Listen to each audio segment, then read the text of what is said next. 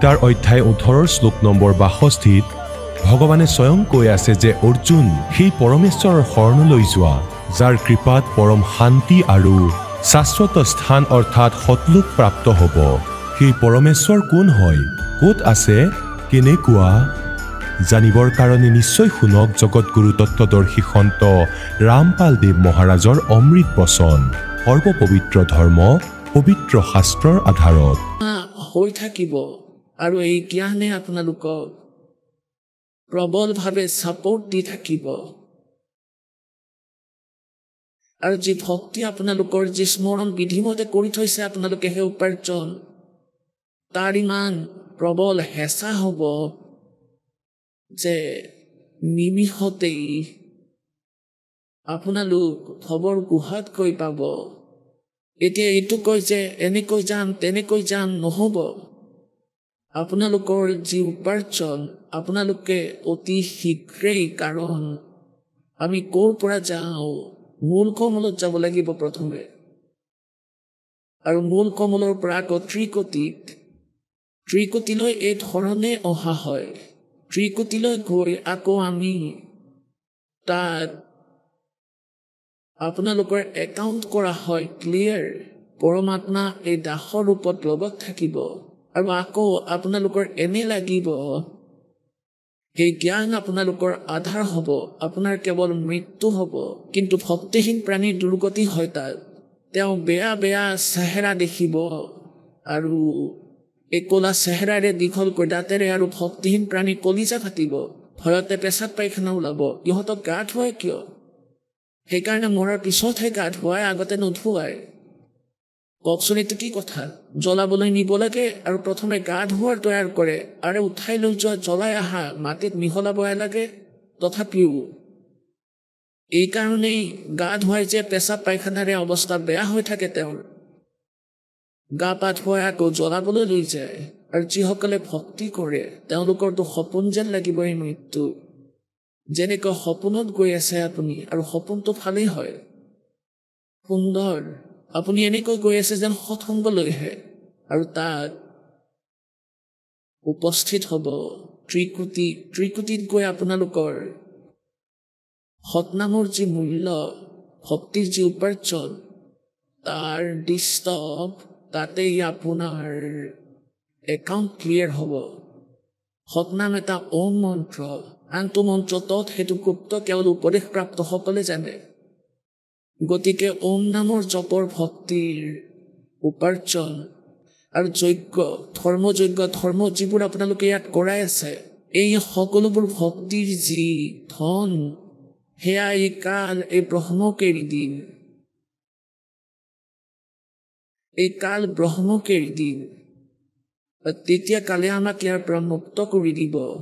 গীতাৰ অধ্যায় নম্বৰ 18 শ্লোক নম্বৰ 66 কৈছে যে সৰ্বধৰ্মান পৰিত্যজ্য एकम शरणम व्रज अहम तवा सर्व पापेभ्यो मोक्षामि मा शुच। এতিয়া এই গীতাৰ জ্ঞানদাতা কাল ব্ৰহ্মই কৈ আছে যে মোৰ স্তৰৰ যিমানবোৰ ধাৰ্মিক ক্ৰিয়া তুমি কৰিছা, কৈ আছে অষ্টম অধ্যায়ৰ শ্লোক নম্বৰ 13, ওম ইতি একাক্ষৰম ব্ৰহ্ম ব্যৱহাৰণ মনুষ্যমানয়ে প্ৰিয়াতি তজন্তেহম সয়াতি পৰমাম গতিম। এই কালে কৈছে যে মোৰতো এটা ওম আখৰ আছে, নাথিং এলছ। আৰু যি মোৰ স্তৰৰ ভক্তি ওম নামেৰে কৰে, মোৰ ওমেৰে যি লাভ হয়, সেই গতিক প্ৰাপ্ত হয়, সেই পৰম গতিক প্ৰাপ্ত হয়।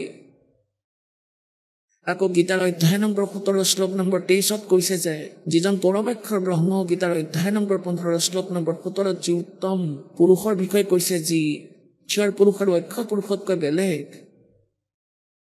কোৱা হয় যে সেইজন উত্তম পুৰুষ অন্য, তেওঁৰ যি মন্ত্ৰ আছে তেওঁক পাবলৈ, তেওঁৰ ভক্তিৰ, তেওঁৰ লোকত যাবলৈ, অৰ্থাৎ আমি যিজন ঈশ্বৰৰ ভক্তি কৰোঁ তেওঁক পাবলৈ কৰা চেষ্টা হয়। গতিকে আমি সেই পৰমাত্মা সৎ, সেই তৎ ব্ৰহ্ম, পৰমেক্ষৰ ব্ৰহ্ম পাবলৈ কোনটো ক্ৰিয়া কৰিব লাগে, তাৰ বাবে 3 মন্ত্ৰৰ জপ আছে। গীতাৰ অধ্যায় নম্বৰ 17 শ্লোক নম্বৰ 23 ओम तत्सत इति निर्देश ब्रह्मणे तिर्विधे समर्थ ब्राह्मणा तेन वेदा च पुरा विहिता यगा विहिता গতিকে কোৱাৰ ভাৱ এইটো যে সেই পৰমাক্ষৰ ব্ৰহ্ম সচিদানন্দ ঘন ব্ৰহ্মৰ লোকত যাবলৈ তেওঁক পাবলৈ এই তিনিটা মন্ত্ৰৰ জপ আছে। ওম তৎ সৎ, ওম হ'ল ব্ৰহ্মৰ, আৰু তৎ এইটো সাংকেতিক, এইটো অক্ষৰ পুৰুষ অৰ্থাৎ পৰব্ৰহ্মৰ, আৰু সৎ এইটো সাংকেতিকেই দাসে ক'ব, আৰু এইটো হৈছে পৰমাক্ষৰ ব্ৰহ্মৰ। গতিকে যেতিয়া ত্ৰিকুটিত আপুনি যাব, এই সৎ নামৰ ভিতৰত দুটা আখৰ আছে। ওম নামৰ যি ভক্তি ধন আৰু এই ধাৰ্মিক অনুষ্ঠান আপুনি ইয়াত কৰাই আছে, ইয়াৰ উপাৰ্জন, এই সকলো পূজা গীতাৰ অধ্যায় নম্বৰ 18 শ্লোক নম্বৰ 66 কৈছে যে সৰ্বে ধৰ্মান পৰিত্যজ্যমাম, মোৰ স্তৰৰ সকলো ধাৰ্মিক পূজা, ধৰ্মান মানে পূজা, সাধনা, ধাৰ্মিক ক্ৰিয়াবোৰক, মোৰ স্তৰৰ যিমান ধাৰ্মিক পূজা আছে সেইবোৰক, পৰিত্যাজ মানে এৰি দিয়া, মাম মানে মোক, और एकम शरणम व्रज, एकम মানে যাৰ সমান আৰু কোনো নহয়, অদ্বিতীয়, সৰ্ব একম মানে সৰ্বশক্তিমান, সেই পৰমাক্ষৰ ব্ৰহ্মৰ শৰণত ব্ৰজ মানে যোৱা। দাসৰ বাহিৰে গীতা অনুবাদ কৰ্তা আৰু যিমান আছে তেওঁলোকে গীতাৰ অধ্যায় নম্বৰ 18 শ্লোক নম্বৰ 66 ব্ৰজ শব্দৰ অৰ্থ অহা কৰিছে, কিন্তু ব্ৰজ মানে যোৱা হয়। গতিকে ইয়াত সম্পূৰ্ণকৈ গীতাৰ ভাৱ পৰিৱৰ্তন হয়, ইউটাৰ্ণ হৈ যায় ইয়াৰ। গতিকে পুণ্যাত্মাসকল, এতিয়া আপোনালোকৰ এইটো জ্ঞান হৈ গৈ আছে যে এই যি জ্ঞান ত্ৰিকুটিত যেতিয়া আপোনালোক যাব, তেতিয়া তাত আপোনালোকে এই ওম নামৰ জপৰ উপাৰ্জন, এই দাসৰ ৰূপত পৰমেশ্বৰ থাকিব, তাত আপোনাৰ হিচাপ কৰাব, নহলে আপোনালোকক বিচলিত কৰি দিব। কালৰ জাল বৰ মজবুত, ওপৰৰ ৰাস্তাত বহুত বেছি ভয়ংকৰ, তালে এনেকুৱা জাল ৰচি থৈছে, কৰবাততো এনেকুৱা বঢ়িয়া বঢ়িয়া ৰেষ্টুৰেণ্ট বনাই থৈছে, অপ্সৰাবোৰে নাচি আছে, কেইজনীমান বনত অকলে অকলে ঘূৰি আছে। অৰ্থাৎ মনৰ ভিতৰত যিবোৰ দুখ থাকে, তেনে মনক জালত পেলাবলৈ তাত সম্পূৰ্ণ ব্যৱস্থা আছে। গতিকে তাত পৰমাত্মা লগত থাকিলে আপোনাৰ সাহস নহ'ব ইফালে ইফালে চাই বেয়া চিন্তা কৰিবলৈ, কাৰণ পৰমেশ্বৰে আপোনালোকক সৎলোকলৈ লৈ যাব লাগিব। আৰু তাত আকৌ আপোনালোকৰ এতিয়া ইয়াত যেনেকৈ আমি কওঁ অজানিতে ঘৰতে ভক্তি কৰিম বুলি, কাৰণ ইয়াত যেতিয়া সৎসংগত আহে আপোনালোকক বাৰে বাৰে বুজোৱা হয়, যেনেকৈ ষ্টুডেণ্ট আহে বা ভয়ংকৰ ৰোগী আহে, তেওঁলোকে বেছি জনা নেদেখুৱায়, কাৰণ আমি আমাৰ উদ্দেশ্য চাব লাগিব। আৰু ইয়াৰ ব্যৱহাৰত নিজৰ দুখ আনক দেখি তেওঁ বিমুখ হৈ পৰে। আকৌ সোজা মানুহে কি কয়, বোলে মই ঘৰতে ভক্তি কৰি লওঁ। परमात्मा कहते हैं सतगुरु संगत छोड़ कहते लाख वर्ष जप कीन, इंद्री कर्म ना मोक्ष होए, फिर काल का अधीर। আপোনালোকক উদাহৰণ দিছে, যেতিয়া পৰমাত্মাই সুশৰীৰে আমাৰ ঘৰৰ পৰা ৰাওনা হ'ল, ৰাস্তাত এই স্বয়ং দুৰ্গা আহিল, এজনী সুন্দৰী তিৰোতা হয়, আৰু পৰমেশ্বৰক ক'লে, তুমি মোৰ লগত ভোগ বিলাস কৰা, তুমি বহুত পূৰ্ণ পুৰুষ, তুমি বহুত হৃষ্টপুষ্ট সুন্দৰ। তেতিয়া পৰমাত্মাই ক'লে, তোমাৰ জালৰ লগত মই ভালদৰে পৰিচিত, তুমি ইয়াৰ পৰা গুচি যোৱা। আৰু তেতিয়া হাৰ মানি চেষ্টা এৰি গালি দি দি গুচি গ'ল। গতিকে পুণ্যাত্মাসকল, যি অকলশৰীয়া প্ৰাণীয়ে ভক্তি কৰে 4-5 বছৰ 3 বছৰ এই দাসে কোৱা মতে নীতি নিয়ম মানি লয়, আৰু পিছত নিয়মসমূহ ভংগ কৰে আৰু গুৰুদ্ৰোহী নহয়, গুৰুদ্ৰোহী হলেতো চিধাই নাশ হয়, সি চিধাই নৰকলৈ যাব। তেতিয়া এই ভগত এনেদৰে বন্দী হ'ব ৰাস্তাত, আকৌ তাক কালে ধৰি নাজানো ক'ত ক'ত লৈ যায়, দেৱতা বনাব আৰু আকৌ গাধ বনাই দিব, তেওঁৰ পুঁজি শেষ কৰাই দিয়ে। গতিকে কৈছে,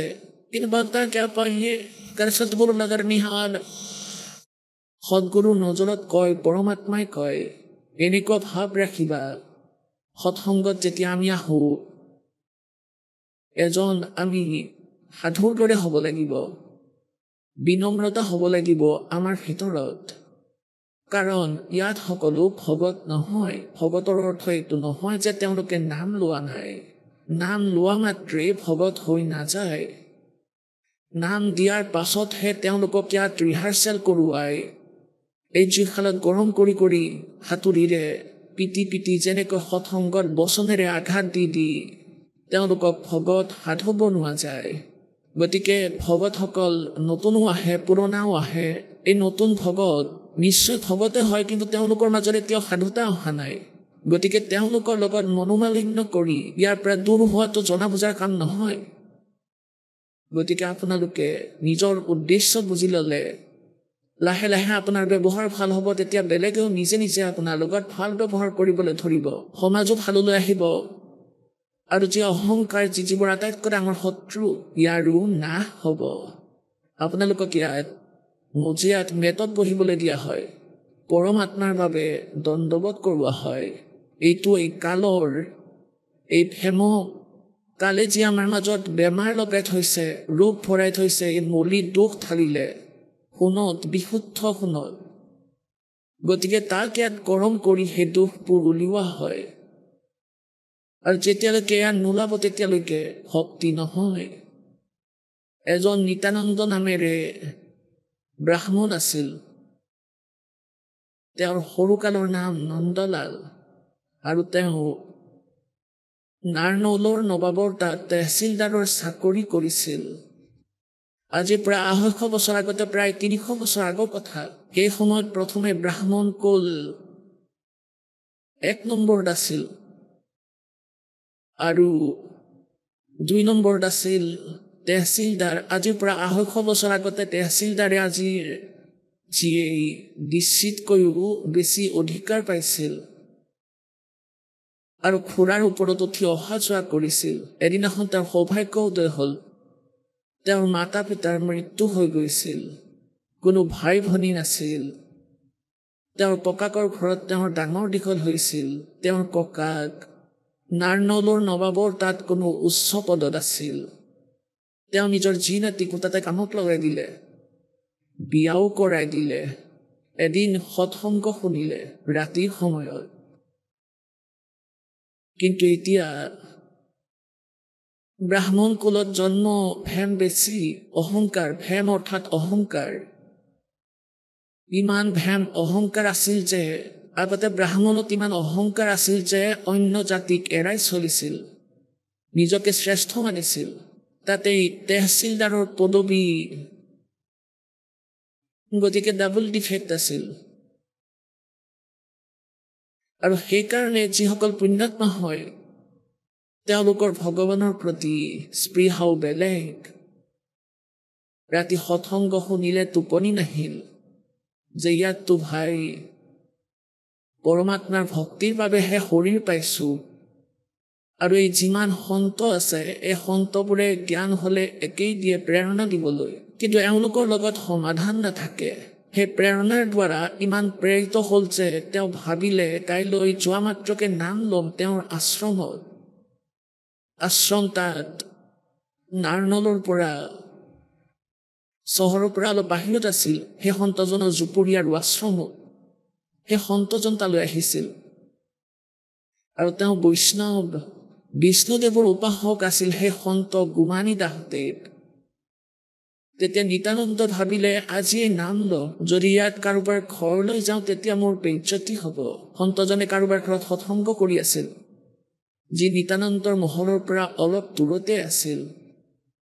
গতিকে তেওঁৰ অভিমান আছিল যে যদি মই তালৈ গৈ ভিক্ষাদানৰ দীক্ষা লওঁ, নামৰ দীক্ষা লওঁ, নাম দান লওঁ, তেতিয়া মানুহে মোক হাঁহিব, মোৰ বেইজ্জতি হ'ব। এনেও তহচিলদাৰ, তাৰ ওপৰত ব্ৰাহ্মণ। তেওঁ ভাবিলে সময়মতে উঠি সোনকালে গৈ আৰু এই স্বামীজনো তালৈ গুচি যাব নিজৰ জুপুৰিত। সেই সময়লৈকে সন্ধিয়া ২ ঘণ্টা সৎসংগ কৰি তেওঁ গুচি গৈছিল। গতিকে পুৱাই পুৱাই যাম, গাঁৱৰ নগৰৰ কোনো ব্যক্তি নাথাকিব তাত। ৰাতিপুৱাই নিত্যানন্দদেৱে অৰ্থাৎ নন্দলাল দেৱে, নিত্যানন্দ এই নামটো পিছত ৰাখিলে, গুমানী দাসদেৱে ঘোঁৰাত উঠি আৰু আশ্ৰমৰ ফালে গৈ আছিল। সিফালৰ পৰা সেই ঠাইৰ যি স্বামী মহাৰাজ আছিল, তেওঁ ফুৰা চকা কৰিবলৈ সেই ৰাস্তাৰে দূৰৰ নিজৰ আশ্ৰমৰ পৰা দূৰলৈ ফুৰিবলৈ গৈ আছিল আৰু তেওঁ ৰাতি নিজৰ মূৰত কাপোৰ বান্ধি থৈছিল। সেই টপা মূৰ দেখা পোৱা নাছিল যিটো তেওঁ খুৰেৰে চাচি লৈছিল। আৰু পুৱা তেওঁ তেনেকৈয়ে মূৰত কাপোৰ পিন্ধি ইজি মুদত ফুৰি আছিল। সিফালৰ পৰা নিত্যানন্দ আহিল। এতিয়া বামুণে মংগল খুব মানে। এতিয়া তেওঁ নন্দলালে অৰ্থাৎ নিত্যানন্দই ভাবিলে আজি মই ওলাইছিলোঁ শুভ কামৰ বাবে, নিজৰ জীৱনৰ উদ্ধাৰ, আত্মাৰ উদ্ধাৰৰ বাবে গৈ আছিলোঁ দীক্ষা ল'বলৈ। আৰু এই আতদিয়াটো পুৱাই পুৱাই ক'ৰ পৰা আহিলে মোৰ খুৰাই লৈ, ই মোৰ সকলোখিনি অমংগল কৰিলে। তেতিয়া এনেকুৱা মুহূৰ্তত তেওঁ কৰিবনো কি, উভতি যাব লাগিব। কিন্তু তেওঁৰ এই কথা ইমান বিশ্বাস হৈ গ'ল, হৃদয়ত ইমান প্ৰেৰণা হ'ল যে নাম হ'লে ল'বই লাগিব, কিজানি কাইলৈকে মৃত্যুৱেই হ'ব, এনেহ'লে তো কথা বেয়া হ'ব, ইমান দৃঢ় আছিল। কাৰণ আগৰ সংস্কাৰেও বহুত প্ৰেৰণা দিয়ে। তেওঁ কোনো পুণ্য আত্মা আছিল। তেওঁ ভাবিলে ঘূৰি যাব নালাগে। গতিকে তেওঁ নিজৰ চিন্তাৰে চিন্তা কৰিলে যে মংগল অমংগল দূৰ কৰি দিম।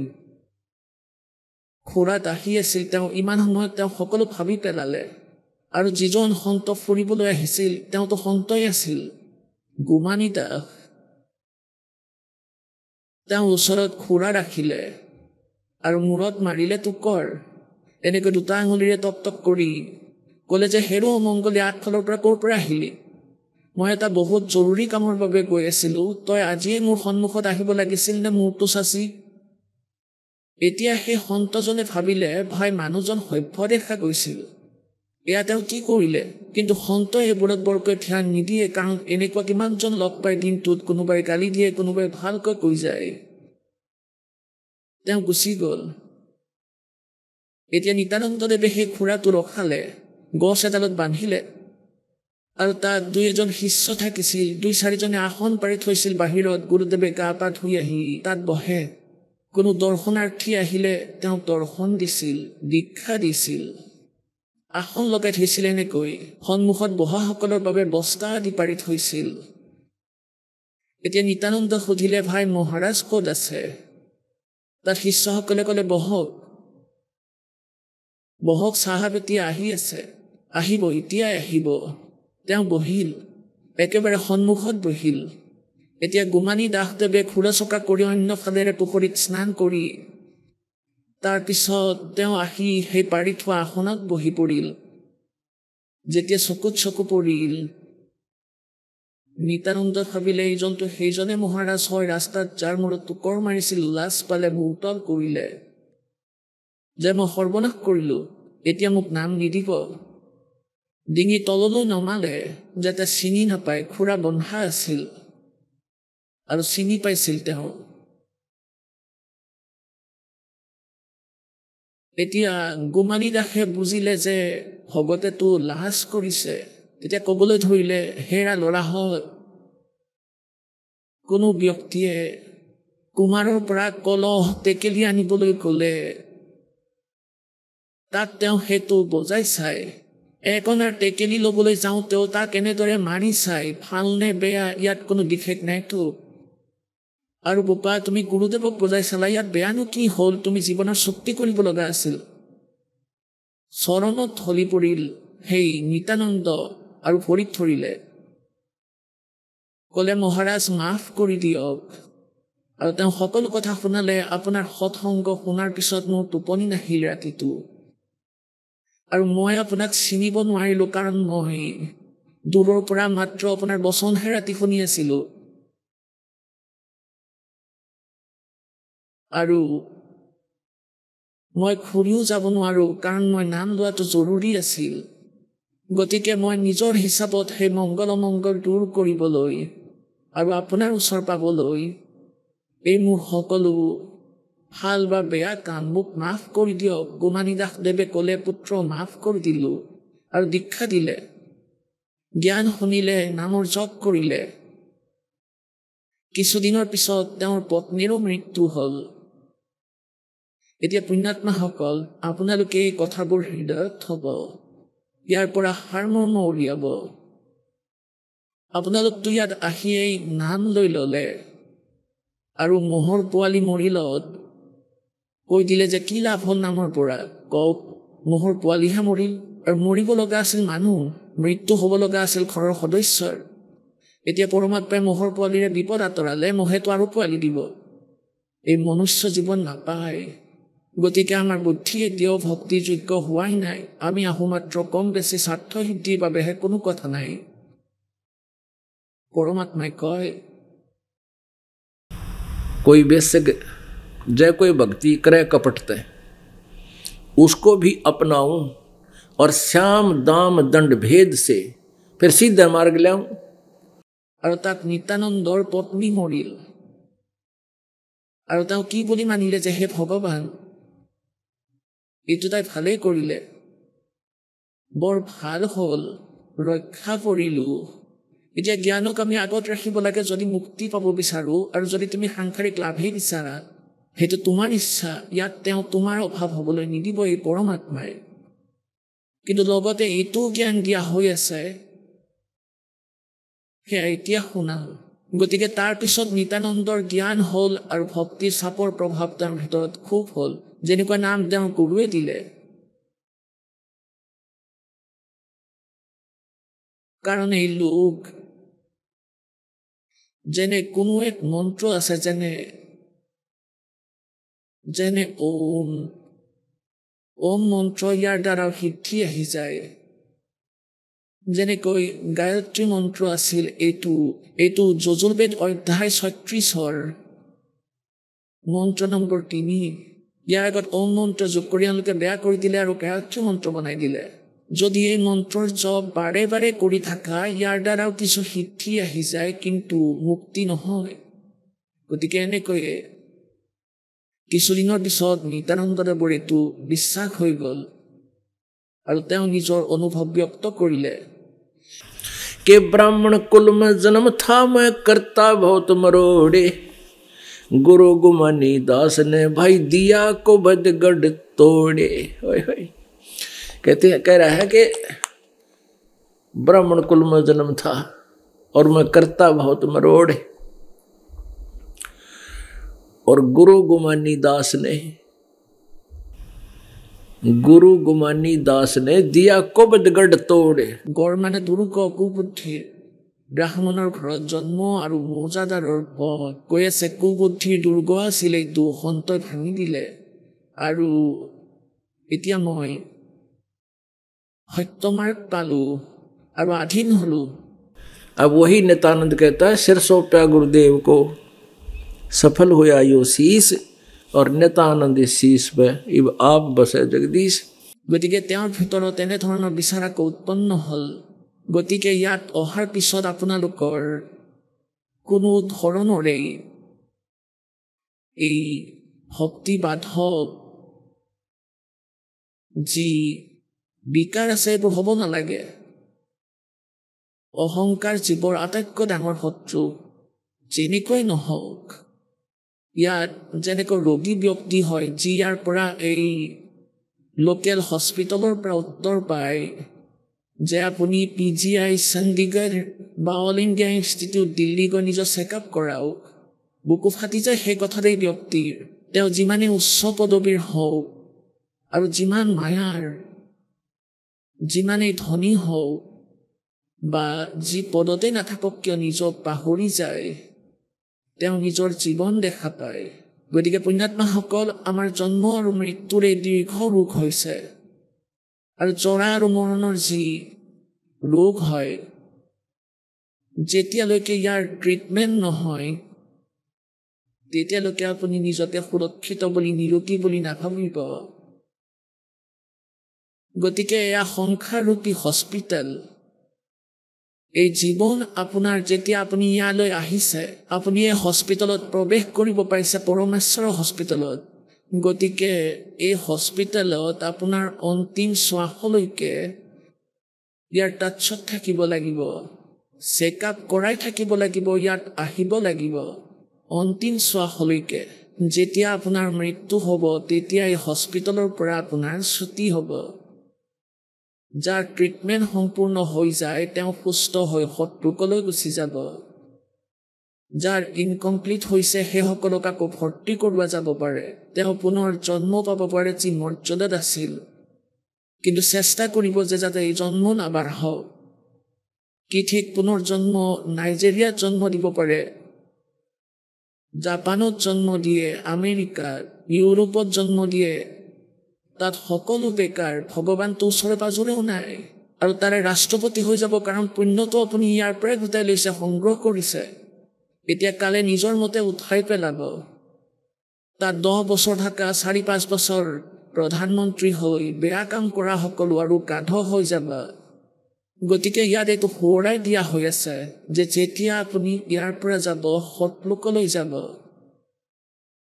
তেতিয়া সৰ্বপ্ৰথম আপুনি এই কমলৰ মাজেৰে পাৰ হৈ ত্ৰিকুটি পাবগৈ। তেতিয়া তাত পৰমাত্মাক এই দাসৰ ৰূপত আপুনি পাব। কোনে পাব? যিয়ে আজীৱন এই দাসক গুৰু ৰূপত স্বীকাৰ কৰিব। कहते हैं गुरु भक्ता मम आत्म होई, वाके हृदय में रहूं समोई। গুৰুৰ ভক্ত মোৰ আত্মা হ'ব। আৰু যিজন গুৰুৰ পৰা বিমুখ হৈছে, কোৱা হৈছে গুৰু সতগুৰ বিমুখা युग युग रोवे और मानुष जन्म पाके खोए। গতিকে আমি গুৰুৰ সৈতে নিজৰ সম্পৰ্ক, গুৰু আৰু শিষ্যৰ অৰ্থাৎ এটা বিশেষ আকৰ্ষণ। যেনেকৈ পৰমাত্মাই কৈছে যে গুৰু মানুষ कर जानते ते नर कहिए अंध, महादुखी संसार में फिर आज्ञा काल के फंद। এতিয়া গুৰুদেৱক আপোনালোকে কোৱা হৈছে মম সন্ত মুঝে জান। কবিৰ পৰমেশ্বৰে কৈছে মোৰ সন্তক, মম সন্ত মোৰ সন্তক স্বয়ং ময়েই জানা। মোৰ যি সন্ত তেওঁক স্বয়ং মই বুলিয়েই জানা। অৰ্থাৎ পৰমাত্মাই কৈ আছে মোৰ সন্তক মই বুলিয়েই জানা, পৰমাত্মা বুলি। মম সন্ত মুঝে জান মেৰা হি স্বৰূপম। যেনেকৈ গণিতত এটা ঋণৰ প্ৰশ্ন থাকে, তাত মূলধন জ্ঞাত কৰিব লাগে। এতিয়া ইয়াত মূলধন ধৰি ল'বলগীয়া হয়। ধৰি লোৱা মূলধন 100 টকা, আৰু অৰিজিনেল মূলধন হয় কোটিত আৰবত। এয়া 100 টকাৰ মূলধন নহয়, কিন্তু সেই মূলধন নধৰাকৈ অৰিজিনেলটো পোৱা নাযায়। সেই প্ৰশ্ন সমাধান নহয়। গতিকে ইয়াত পৰমাত্মাই কৈছে যে আপুনি আপোনাৰ গুৰুদেৱক মোৰেই স্বৰূপ বুলি মানক। এতিয়া ধৰি লওক মূলধন 100 টকা। এতিয়া আপোনালোক যেনেকৈ পৰমাত্মাক বিচাৰি ঘূৰি ফুৰিছে আৰু প্ৰভু আপোনাৰ সন্মুখলৈ আহিলে, তেতিয়া আপুনি কেনেকুৱা ব্যৱহাৰ কৰিব? এতিয়া ইয়াত এই দাস বহি আছে এই আশ্ৰমত, আৰু আপোনালোক ইয়ালৈ কিয় আহে? এই দাসৰ দৰ্শনাৰ্থে, আৰু জ্ঞান শুনিবলৈ, আশীৰ্বাদ ল'বলৈ, নিজৰ কল্যাণ কৰাবলৈ। আৰু ইয়ালৈ আহি আপোনাৰ ভিতৰত এই এক চাপ যদি পৰা নাই, আত্মাৰ ওপৰত এই প্ৰভাৱ পৰা নাই যে ইয়াত ভগৱান বহি আছে, এই দাসে জানে যে মোৰ কি ষ্টেটাছ। কিন্তু আপোনালোকৰ বাবে আপোনালোকে এই 100 টকাৰ মূলধন বুলি ধৰি ল'ব লাগিব। পাছত আপোনালোকে এয়া মানক যে ধৰি লওক এই দাসৰ স্থানত পৰমাত্মা আছে, আৰু তুমি যদি মনত কিবা বেয়া কথা ভাবি আছিলা অথবা ইয়াত কিবা ভুল কৰিলা হয়, কি কৰিব পাৰিবা? অথবা ভগতে কৰিব পাৰে জানো এনে ভুল? তেওঁ ভগত নহয়, তেওঁ দুষ্ট আত্মা। নিজৰ টাইম ৱেষ্ট কৰিবলৈ আহিছে, পাছ নহয় ৱেষ্ট কৰিবলৈ আহিছে। গতিকে এই প্ৰকাৰে এই জ্ঞানক আধাৰ বনাব লাগে। এতিয়া ত্ৰিকুটিত যেতিয়া আপোনাক ওম নামৰ যি ধনৰ সেই কালৰ একাউণ্ট দি দিয়া হ'ব, আৰু ইয়াৰ এক ক্লিয়াৰেন্স শ্বীট পাব, তেতিয়া 1 ছেকেণ্ডৰ ভিতৰতে, ফ্ৰিকশ্যন অফ ছেকেণ্ডত আপুনি এই ভক্তিৰ ধনেৰে, এই ভক্তিৰ উপাৰ্জনেৰে আপুনি বহৰ গুহালৈ গুচি যাব। আৰু লগতে এই দাসৰ ৰূপত পৰমাত্মা থাকিব। বহৰ গুহালৈ গৈ তাৰ পৰা আকৌ সতলোক দেখা পোৱা যায়, কিন্তু মাজত এনেকুৱা বহুত মজবুত এখন ৱাল আছে, দেৱাল আছে, যেনেকৈ পাৰদৰ্শক কাঁচ হয়, কাঁচ এনেকুৱা বুলিয়েই ধৰি লওক, জীৱ ইয়াক পাৰ কৰিব নোৱাৰে। তাতো এটাই সুৰংগ আছে। এতিয়া সেই যি সুৰংগ আছে, এই যি হোল আছে, তৃতীয় যি 12 নম্বৰ দুৱাৰ আছে, সেয়া 12 নম্বৰ দুৱাৰ। 10ম দুৱাৰ এই ব্ৰহ্মাণ্ডৰ পৰাই ওলায় আৰু এই ব্ৰহ্মাণ্ডৰ শূন্যত খুলি যায়, সিমানে। এয়াতো কোৱা হয়, কুব কি ছায়া কুব কি বাহি, কুৱাৰ চাহ কুৱাতেই থাকিব, এছা আত্মজ্ঞান। 11 নম্বৰ দুৱাৰ হ'ল কালৰ 21 ব্ৰহ্মাণ্ডক পাৰ কৰি আৰু পৰব্ৰহ্মৰ সেই অক্ষৰ পুৰুষৰ যি ব্ৰহ্মাণ্ড 7 সংখ্য ব্ৰহ্মাণ্ডৰ ক্ষেত্ৰত প্ৰৱেশ কৰে, সেয়া 11 নম্বৰ দুৱাৰ। আৰু এই 7 সংখ্য ব্ৰহ্মাণ্ডক পাৰ কৰি যিখন ভৱৰ গুহাৰে আমি আগলৈ যাওঁ, সতলোকত যি প্ৰৱেশ কৰিব, সেয়া 12 নম্বৰ দুৱাৰ। তেন্তে 12 নম্বৰ দুৱাৰ তালৈ গৈ কবিৰ পৰমেশ্বৰ পূৰ্ণ ব্ৰহ্ম এই দাসৰ সৈতে আপোনাৰ ওচৰত থাকিব আৰু আপোনাৰ তাত সেই গেট খুলি যাব।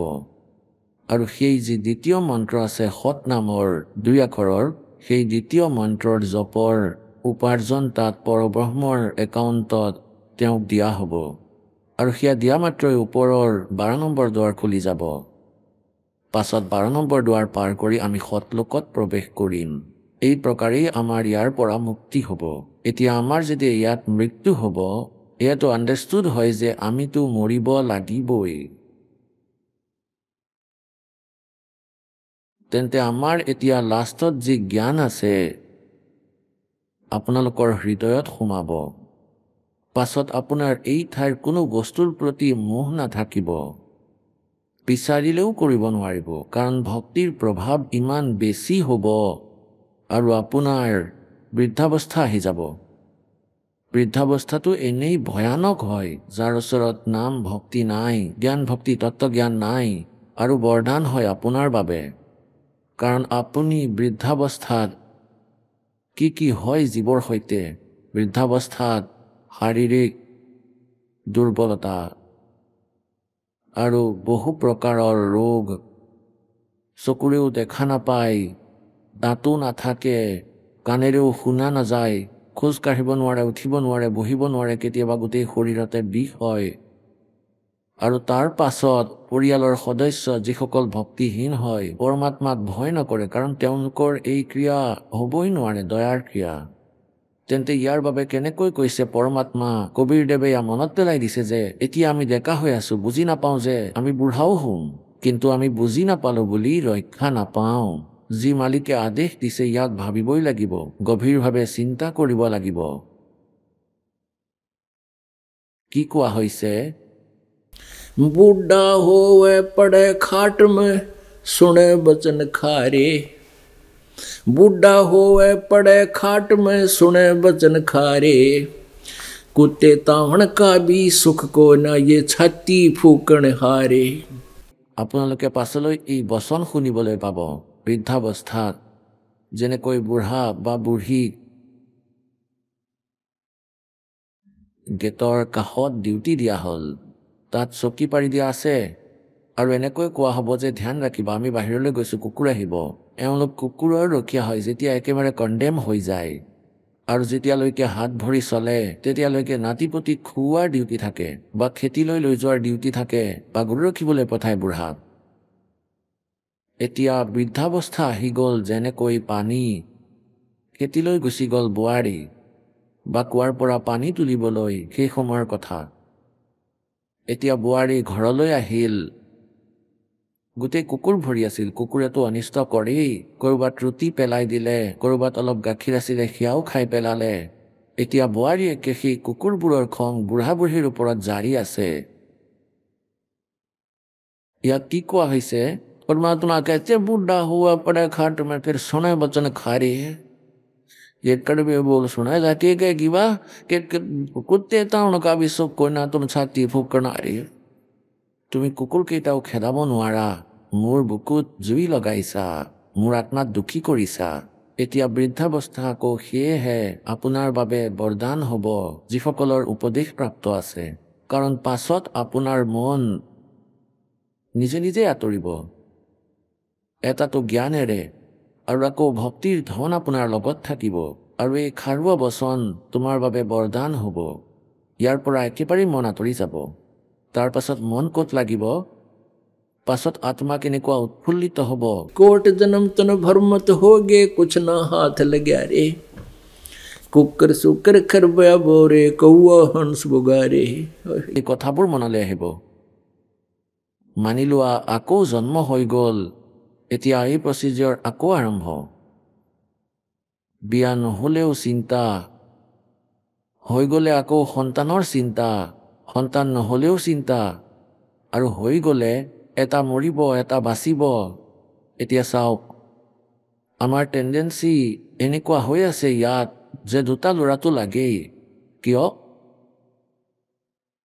মুখেৰে খুলি নকলেও কিন্তু মনে এয়াই ভাবে যে এজন মৰি গ'লে এজন বাচি থাকিব আমি জানো যে মৰিবও পাৰে আৰু এজন ভকতে কৈছিল যে আমাৰ ভনীৰ আমাৰ এজন আত্মীয়ৰ তেওঁৰ 4জন ল'ৰা আছিল আৰু এজনী ছোৱালী সকলোৰে বিয়া হ'ল আৰু 6 মাহৰ ভিতৰতে 5জনৰ মৃত্যু হ'ল গতিকে পুণ্যাত্মাসকল এই জ্ঞান যি হয় ই আপোনাৰ ভয় উৎপন্ন কৰিব আৰু এই ভয় যিয়ে ইয়াক ভয় বুলি মানি লৈছে তেন্তে তেওঁ নাও পাৰ কৰি ল'ব যেনেকৈ কোনো চোৰে চুৰ কৰিবলৈ যায় আৰু তেওঁক মনত পেলাই দিয়া হয় যে ভাই চুৰি কৰিব নাপায় মহাপাপৰ কাৰণে প্ৰথমটো আধ্যাত্মিক জ্ঞানেৰে আৰু দ্বিতীয়তে তোমাক পুলিচে ধৰিব তোমাৰ ছাল ছিঙি দিব ক'লা মুখ কৰিব তাৰ পাছত তোমাক জেলত ভৰাই দিব তাতো পৰিশ্ৰম কৰাব এতিয়া কোনোবাই এই কথা এই সত্যক যদি এনেকৈ ভাবে যে নাই এনেই ভয় খুৱাই আছে ভয় দেখাবলৈ কৈ আছে ইয়াত ভয়ো আছে আৰু এয়া সত্যও হয় আৰু যদি সি এই কথা স্বীকাৰ নকৰে তেন্তে তাৰ সেই কামবোৰ হ'ব যি তাক কোৱা হৈ আছে ধৰাও পৰিব আৰু সি মাৰো খাব পাব্লিকেও ছাল ছিঙিব পাছত পুলিচকো দিব আৰু পিছত জেললৈ যাব এনেকুৱাই ভগৱানে যি আমাক কৈ আছে যে এনেকৈ কৰিলে এনেকুৱা হ'ব তেন্তে ভয় উৎপন্ন হ'ব আৰু যিয়ে ভয় খাব তেওঁ চুৰি নকৰিব অৰ্থাৎ আমি ইয়াত আবদ্ধ হৈ নাথাকিম ভগৱানৰ ভক্তি কৰাত এলাহ নকৰিব আৰু এইদৰে ভগৱানক পাব এনেই পোৱা নাযায় তেন্তে ভগৱানক পোৱা আমি সকলোৱে কওঁ ভগৱান প্ৰাপ্তিৰ বাবে প্ৰয়াস কৰোঁ আৰু আকৌ পৰমাত্মাকেই নিৰাকাৰ বুলিও কওক এওঁলোকৰ কোনো সিদ্ধান্ত আছে আমাৰ বুদ্ধিও প্ৰথমে এনেকুৱাই আছিল কাৰণ কালৰ দ্বাৰা এই অজ্ঞানতা ভৰাই ৰাখিছিল আমি বিষ্ণুদেৱৰ উপাসক দাস হনুমানদেৱৰ উপাসক শংকৰৰ বিশেষ পূজা আদৰণীয় দৃষ্টিৰে পূজা আৰু তথাপিও কেতিয়াবা কোনো চৰ্চা চলিছিল যে ভাই ধ্যান কৰা নে মেডিটেশ্যন কৰিব লাগে তেতিয়া আকৌ এজনে আনজনক সুধিছিলে যে মেডিটেশ্যনত কি দেখা যায় ভগৱান কেনেকুৱা ভগৱানচোন নিৰাকাৰ তেওঁক ক'তনো দেখা যায় আৰু ভগৱানৰ মূৰ্তি লৈ আছে বিষ্ণুদেৱৰ আৰু পূজা কৰে তেখেতৰ আৰু কৈ আছে যে তেওঁ নিৰাকাৰ বিষ্ণুদেৱক ফাইনেল গড মানি আছোঁ আমি কমপ্লিট গড আৰু তেওঁৰ মূৰ্তি বনাই পূজা কৰি আছোঁ আৰু আকৌ কৈছোঁ যে ভগৱান নিৰাকাৰ গতিকে এনেকুৱা থিয়ৰী এনেকুৱা সিদ্ধান্ত এইবোৰক লোকবেদ বুলি কোৱা হয় লোকবেদ গতিকে পৰমাত্মাই আমাক কি কৈছে মন তু চল ৰে সুখে সাগৰ জহা শব্দ সিন্ধু ৰত্নাগৰ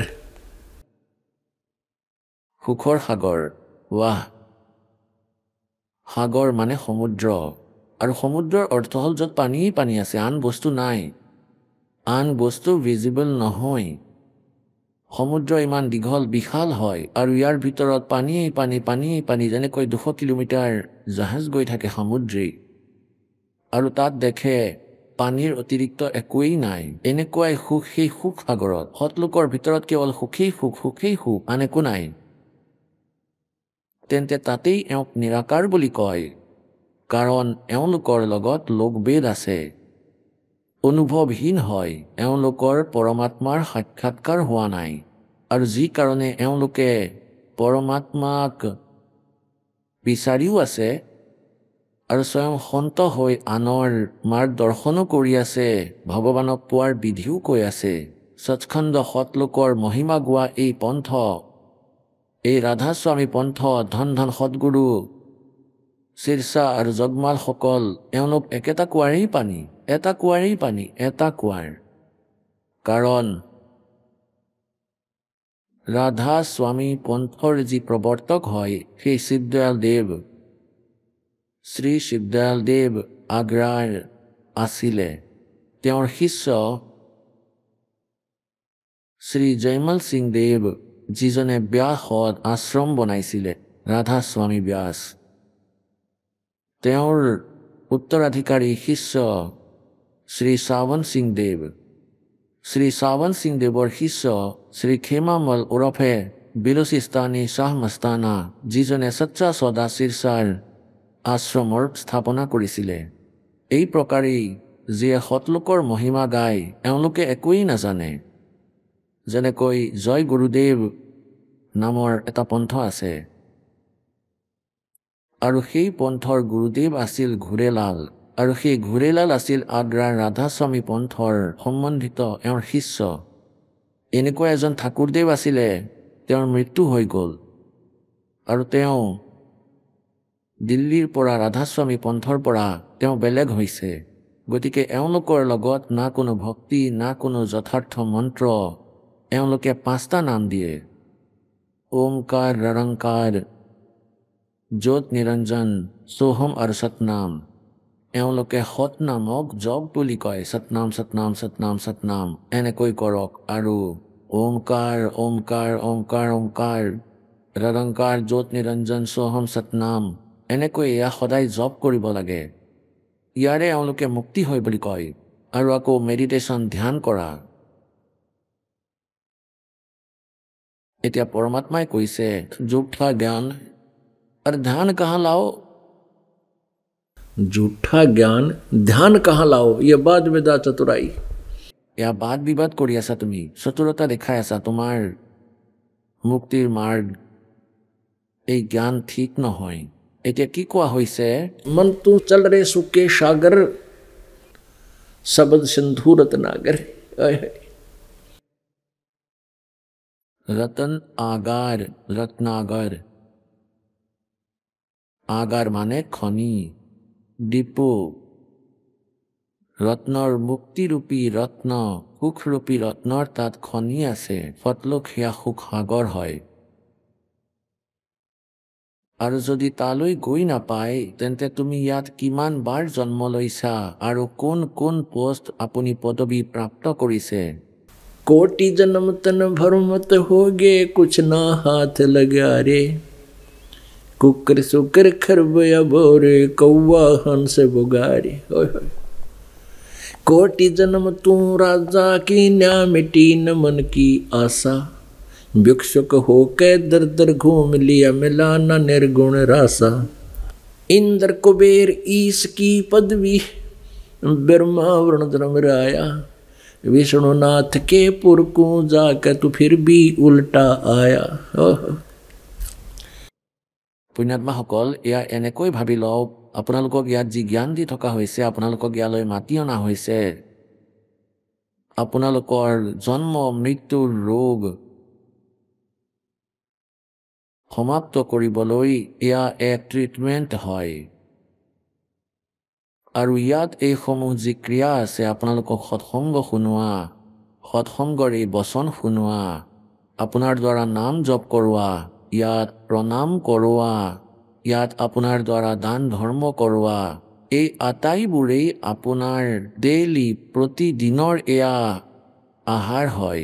এই ঔষধখিনি আপুনি ল'বই লাগিব। এক ৰোগ নাশক ঔষধ, বড়ি, টেবলেট থাকে, কেপচুল থাকে, আৰু এয়া সেইবোৰেই ডেইলি খাব লগা হয়, 2-3 বাৰ, তেতিয়াহে ৰোগ কাটে। এইবোৰ নিতৌ প্ৰয়োগ কৰি থাকিলে, গতিকে এনেকৈ যি বচন আপোনাক দিয়া হৈ আছে, এইবোৰে আপোনাৰ ৰোগ কাটি আছে। এয়া আপোনাৰ আহাৰ, এইবোৰ এই ৰোগ নাশক, এই জ্ঞান হয়, এয়া ৰোগ নাশক ঔষধি। আৰু যিমান বাৰ আহিবা সিমান বাৰ এই পলিঅ'ৰ দৰে টোপাল খাব লাগিব। এয়া প্ৰত্যেকবাৰ আপোনাক এই জ্ঞান, সেই কেপচুলেই প্ৰতিদিনে খুৱাব লাগিব। আৰু একেলেঠাৰিয়ে মনাবলৈ বহু বছৰলৈকে খাবলগীয়া হ'ব পাৰে, যাতে ৰোগ নাশ হয়। এয়া তেনেকুৱাই জ্ঞান। গতিকে এতিয়া আপোনাৰ হৃদয়ত, কিয়নো আমি মনুষ্য আৰু কালে আমাৰ ভিতৰত এনেকুৱা এটা ব্যৱস্থা ভৰাই ৰাখিছে, যেতিয়া আমি সুখী হৈ যাওঁ তেতিয়া আমি কোনো দুখো মনত পেলাব বিচাৰিলে মনত নপৰে। আমি অনুভৱ নকৰোঁ যে আমাৰ যেনেকৈ আমাৰ কাৰোবাৰ মৃত্যু হৈ যায়, তেওঁৰ সৈতে শ্মশানলৈ যাওঁ আৰু তেওঁক জ্বলাই পুৰি নিজ হাতেৰেই শেষ কৰি আহোঁ, আৰু মনলৈ এবাৰো নাহে যে আমাৰো মৃত্যু হ'ব। যোৱাৰ সময়ত অলপ বেছি এবাৰ দুবাৰ মনলৈ আহে, কোৱা বেচেৰাই কি লৈ গ'ল, কওক সকলো ল'ৰা ছোৱালীও ইয়াতেই থাকি গ'ল, আৰু আকৌ মোহ আহিলেই যিয়েই নহওক ব'লা আমুকটো কাম কৰোঁ। কাল বহি আছে ইয়াত মনৰ মাজত, সি জানে যে এই কথা যদি মনত থাকে তেনেহ'লে এওঁলোকে সন্ত বিচাৰি ল'ব আৰু এনেকৈ ক'ব ব'লা ব'লা খেতিলৈ ব'লা, ব'লা অফিচলৈ যাব আছে, এবচেণ্ট লাগি যাব, আমুকটো কাম কৰিবলগীয়া আছে, আমুকটো কৰিব আছে, জল্দি ব'লা। আৰু যি মৰি গ'ল সিও এয়াই যোগাৰ কৰি আছিলে, নাজানো গোটেই দিন কি বিচাৰ কৰি আছিলে। গতিকে এই প্ৰকাৰে আমাৰ এতিয়া মনত থাকিব, কাৰণ আমাৰ ওপৰতে এই তিনিওগুণৰ এই প্ৰভাৱ কম পৰিব। এণ্টিবায়'টিক আপোনাক খুওৱা হৈ আছে। এতিয়া ইয়াত আপোনালোকক পৰমাত্মাই কৈছে যে कि कोटि जन्म तू राजा की ना और मिटी न मन की आशा, भिक्षुकों का दर दर घूम लिया, ये मिला नहीं निर्गुण रासा। और फिर इंद्र कुबेर ईश की पदवी और ब्रह्मा वरुण राया और विष्णुनाथ के लोक को जाकर तो फिर भी उल्टाया। ইন্দ্ৰ কুবেৰ, ইন্দ্ৰ স্বৰ্গৰ ৰজা আৰু কুবেৰ ধনৰ দেৱতা। ঈশ অৰ্থাৎ প্ৰভু পদ, স্বামী পদ, তুমি বহুত ডাঙৰ দেৱতা হৈছা, ইন্দ্ৰ হৈছা, কুবেৰ হৈছা, ব্ৰহ্মা বিষ্ণু শিৱ এই উপাধিও তোমাৰ প্ৰাপ্ত হৈছে। পুণ্যাত্মাসকল, এই ব্ৰহ্মা বিষ্ণু মহেশ্বৰ এওঁলোক তিনিওজনৰে মৃত্যু হয়। এওঁলোকৰ মৃত্যুৰ সময় বহুত অধিক, কিন্তু তথাপিও এওঁলোকৰ অন্ত হ'ব, আৰু মৃত্যুৰ পিছত আকৌ এওঁলোকো গুচি যায় 84 লাখ যোনিত। আগলৈ হয়তো এওঁলোকৰ মনুষ্য জন্মৰ সংস্কাৰ বাকী আছে, তেতিয়া মনুষ্য হৈ পৰিব জনসাধাৰণ, আৰু অলপ বেছি পুণ্য থাকিলে ৰজা হৈ পৰিব, আৰু ইয়াৰ পিছত পৰি শেষত 84 লাখ যোনিলৈ গুচি যায়, প্ৰেত হৈ যায়। এই ব্ৰহ্মকুমাৰী পন্থ যি চলি আছে, এয়া এনেকুৱাই এনে এজন পুণ্যাত্মা আছিল, আগতে ব্ৰহ্মাৰ পদত আছিল, তেওঁৰ মৃত্যু হ'ল, পাছত তেওঁ প্ৰেত পিত্তৰ হৈ যায়। পিত্তৰ হৈছে ভূতৰ এক চুপিৰিয়ৰ কোৱালিটিৰ হয়, প্ৰেতৰ এটা চুপিৰিয়ৰ কোৱালিটি আছে, আৰু ইয়াত এওঁলোকৰ বিচাৰো ভালে থাকে। আৰু এই পিত্তৰ যিজন হয় এওঁলোকে বিশেষ কাকোকেই দুখ নিদিয়ে, সেই ব্যক্তিত প্ৰৱেশ থাকে পৰিয়ালৰ সদস্যত, কিন্তু বাকী বিশেষ এই ভূত যি হয়, এই যি দুষ্ট আত্মা, এয়া সেই প্ৰকাৰৰ প্ৰাণী যিয়ে ইয়াতো দুখী কৰে আৰু আগলৈও কৰিব, আৰু ওচৰ চুবুৰীয়াকো, আৰু পিছত মৰি যায়, ভূত হৈ যায়। তেতিয়া সিহঁত কাৰোবাৰ মাজত প্ৰৱেশ কৰি তেওঁলোকৰ অশান্তি দিয়াৰ অভ্যাস, জিতি কৰাৰ, তেন্তে এয়াতো বেলেগ টাইপৰ। গতিকে পিত্তৰ হৈ এয়া ভূতেই হয়। এতিয়া এওঁ কাৰোবাৰ ভিতৰত প্ৰৱেশ কৰে, আৰু ক'ৰবাত কিবা চৰ্চা এই প্ৰভুৰ যদি কোনোবাই কৰি থাকে, তেতিয়া ইহঁতৰ এক বিশেষ প্ৰেৰণা হয়। এওঁলোকে অনুভৱ কৰে যে আমাৰ সৈতে বহুত বেয়া হৈ গ'ল। তেন্তে এনেকুৱাই এইজন শ্ৰী লেখৰাম দেৱ আছিলে, চৰাফ অৰ্থাৎ সোণাৰী আছিল মুম্বাইত, আৰু তেখেতৰ ঘৰত সৎসংগ হৈছিলে। তেতিয়া এদিন সেই সোণাৰীৰ ভিতৰত অৰ্থাৎ লেখৰাজৰ ভিতৰত কোনো ব্ৰহ্মাৰ পদত আগতে থকা পিত্তৰ প্ৰেত। আহক আমি এতিয়া সেই শ্ৰদ্ধালুসকলৰ অনুভৱবোৰ জানো, যিসকলে জগতগুৰু তত্ত্বদৰ্শী সন্ত ৰামপাল দেৱ মহাৰাজৰ পৰা দীক্ষা প্ৰাপ্ত কৰিছে, তথা তেওঁৱেই কোৱা ভক্তি মাৰ্গ এওঁলোকে অৱলম্বন কৰি আছে। ছাৰ নমস্কাৰ। ছাৰ নমস্কাৰ। ছাৰ কি নাম আপোনাৰ? গৌৰীশংকৰ কাছৱা। গৌৰীশংকৰ, আপুনি ক'ৰ পৰা আহিছে? গাঁও সম্ৰাট, তেহচিলপুৰ জিলা নাৱাৰী, মধ্যপ্ৰদেশ। ছাৰ আপুনি সন্ত ৰামপালদেৱ মহাৰাজৰ শৰণলৈ অহাৰ আগতে কি ভক্তি সাধনা কৰিছিল? সন্ত ৰামপালদেৱ মহাৰাজৰ শৰণলৈ অহাৰ আগতে হিন্দু ধৰ্মত যি প্ৰচলিত যিবোৰ দেৱী দেৱতা আছে তেওঁলোকৰ পূজা কৰিছিলোঁ, মানিছিলোঁ।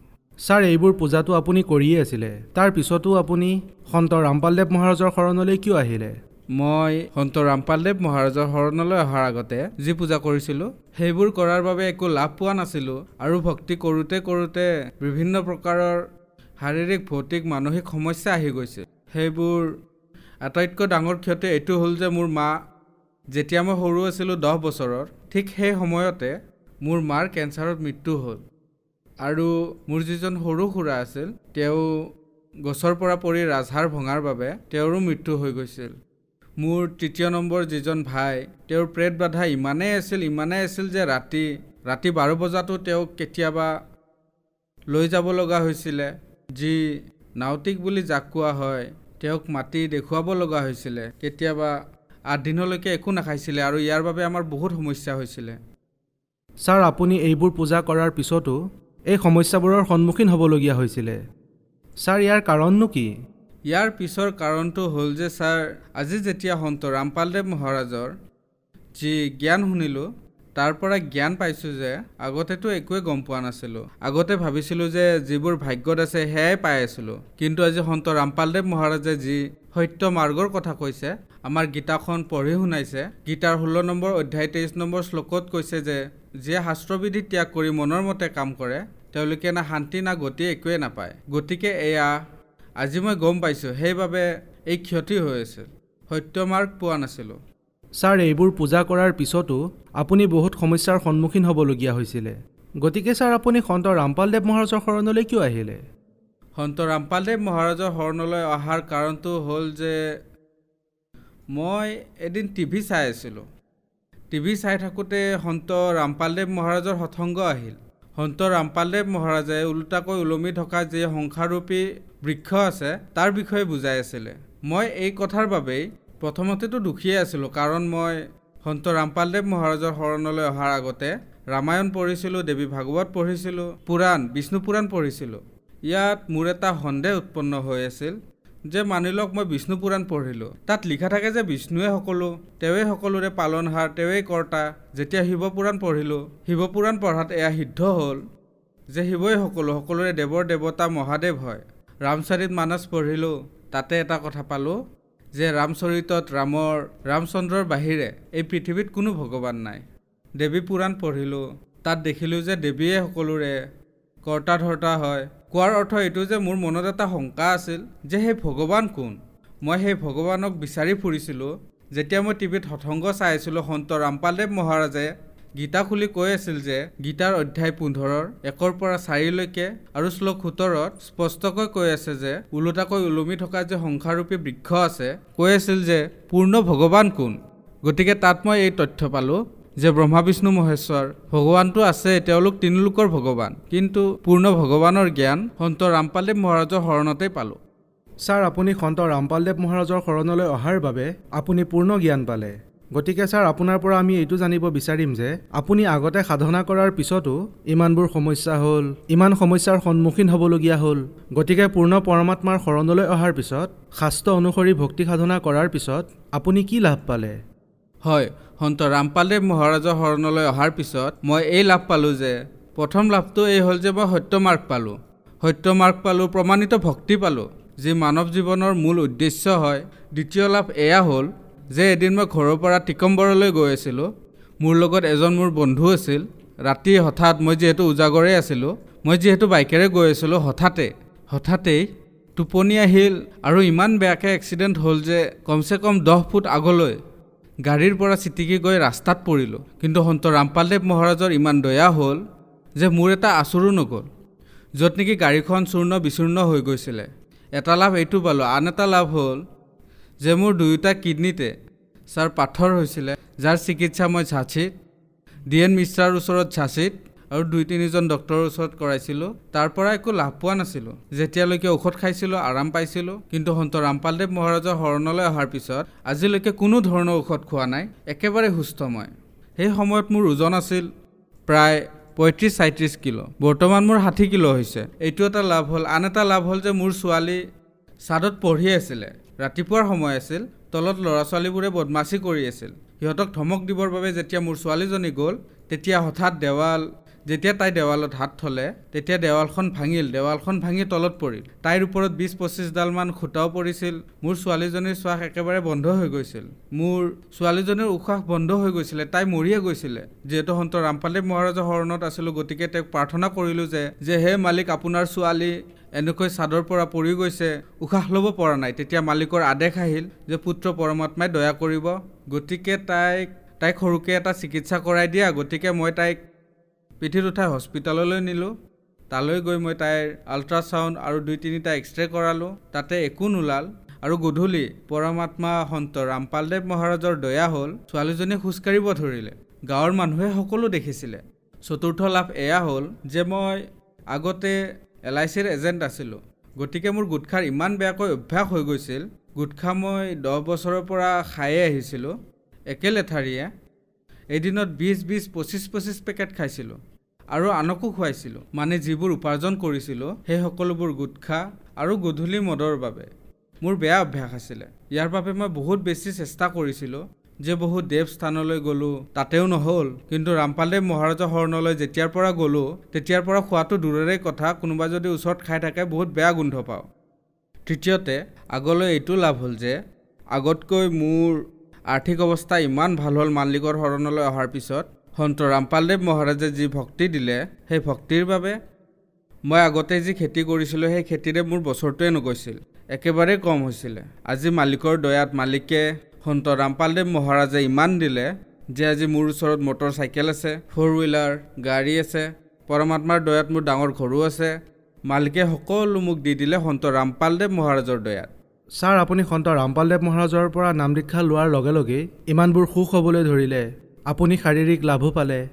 গতিকে ছাৰ, আপুনি ভকত সমাজক কি বাৰ্তা দিব বিচাৰিব? ভক্ত সমাজক ছাৰ বাৰ্তা কি দিম, এটাই প্ৰাৰ্থনা জনাওঁ যে আপোনালোকে জাগক হে পৰমাত্মাক ভালপোৱাসকল। আজি সন্ত ৰামপালদেৱ মহাৰাজ পৃথিৱীলৈ পূৰ্ণ পৰমাত্মাৰ ৰূপত আহিছে আৰু যিয়ে সকলো শাস্ত্ৰ, 4 বেদ, শাস্ত্ৰ, 18 পুৰাণ, বাইবেল, কোৰাণ, গুৰুগ্ৰন্থ চাহেব সকলো সৎগ্ৰন্থৰ পৰা প্ৰমাণ দি এটা শব্দ আপোনালোকক দেখুৱাই সত্য মাৰ্গ দেখুৱাই আছে। আৰু মুক্তিৰ এখনেই দুৱাৰ আছে, সেয়া সন্ত ৰামপালদেৱ মহাৰাজৰ ওচৰলৈ আহি আপোনালোকে নাম দীক্ষা লওক আৰু সৎভক্তি কৰক আৰু নিজৰ কল্যাণো কৰাওক। ছাৰ, আপুনি যিহেতু কৈছে যে হিন্দু ধৰ্মৰ বহুত ধৰ্মগ্ৰন্থ আপুনি অধ্যয়ন কৰিছে, আপুনি বহুত পূজাও কৰিছিলে আৰু সন্ত ৰামপালদেৱ মহাৰাজ দেখাত বহুত সাধাৰণ, তেন্তে কি ছাৰ বাস্তৱত হিন্দু ধৰ্মৰ যিসকল ধৰ্মগুৰুৱে গেৰুৱা সাজপাৰ পিন্ধি থাকে, দীঘল মালা পিন্ধি থাকে গলত, তেন্তে ছাৰ এজন সন্তৰ পৰিচয় কি এই ধৰণেই হয় নেকি? নহয়, সন্ত ৰামপালদেৱ মহাৰাজে কৈছে যে সন্তৰ পৰিচয় বেশভূষা বা বিশেষ কাপোৰেৰে নহয়। আচলতে সন্তসকলৰ পৰিচয়টো সত্য জ্ঞানেৰেহে হয়। যিয়ে শাস্ত্ৰ অনুসাৰে প্ৰমাণ সহিতে জ্ঞান দিব তেওঁহে সঁচা সন্ত হয়, তেওঁৱেই সত্য মাৰ্গ দেখুৱাজন হয়। বাকী গেৰুৱা কাপোৰ পিন্ধি দাড়ি ৰাখি জোতা বান্ধি সন্তৰ পৰিচয় নহয়। যিসকল অন্য গুৰু আছে তেওঁলোকক প্ৰাৰ্থনা জনাওঁ যে আপোনালোকৰ যি জ্ঞান সেয়া প্ৰমাণ সহিতে নহয়। এই সকলোবোৰ কথা আপোনালোকেও জানে, সকলোবোৰ ধৰ্মগুৰুৱেও জানে। গতিকে তেওঁলোকলৈ মোৰ প্ৰাৰ্থনা যে আপোনালোকে সন্ত ৰামপালদেৱ মহাৰাজৰ অনেক চেনেলত সৎসংগ আহে, ছ'চিয়েল মিডিয়াত আহে, ইয়াৰ মাধ্যমেৰে আপোনালোকে তেওঁৰ জ্ঞানক বুজক আৰু নিজৰ অহংকাৰ ত্যাগ কৰি যি পুণ্যৰ কাম আছে, যি মেইন উদ্দেশ্য হয় মানৱ জীৱনৰ, আপুনি আনৰ জীৱনৰ লগত, সৰল ভক্তসকলৰ জীৱনৰ লগত যি খেল খেলি আছে সেয়া বাদ দিয়ক। আপোনালোকে তেওঁলোকৰো কল্যাণ কৰাওক আৰু নিজৰ বুজাৰ পৰা মুক্ত হৈ আপোনালোকে নিজৰ কল্যাণো কৰাব পাৰে। হয়, বহুত ধন্যবাদ। সৎ চাহেব।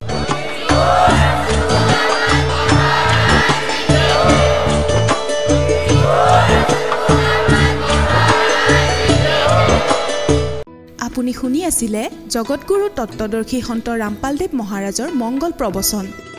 অধিক জানিবৰ বাবে ভিজিট কৰক আমাৰ ৱেবছাইট www.jagatgururampalji.org। সন্ত ৰামপালদেৱ মহাৰাজৰ শুভ আশীৰ্বাদত সমগ্ৰ বিশ্বতে 500তকৈও অধিক নাম দীক্ষা কেন্দ্ৰ আছে, য'ত সন্ত ৰামপালদেৱ মহাৰাজৰ দ্বাৰা বিনামূলীয়া নাম দীক্ষা দি থকা হৈছে। আপোনাৰ নিকটৱৰ্তী নাম দীক্ষা কেন্দ্ৰৰ ঠিকনা জানিবলৈ সম্পৰ্ক কৰক 8222880541।